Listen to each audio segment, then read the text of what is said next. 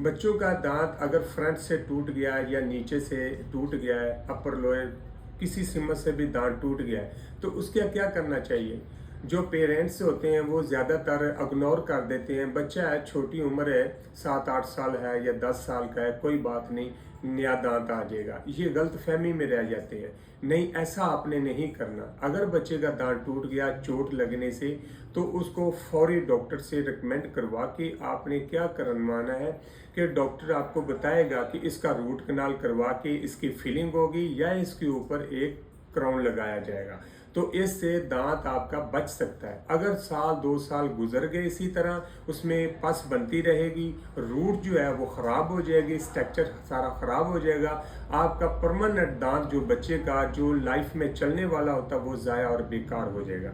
लिहाजा अपने बच्चों के दांतों के ऊपर फोकस किया करें, चोट लगे तो फौरी उसका ट्रीटमेंट करवाना चाहिए।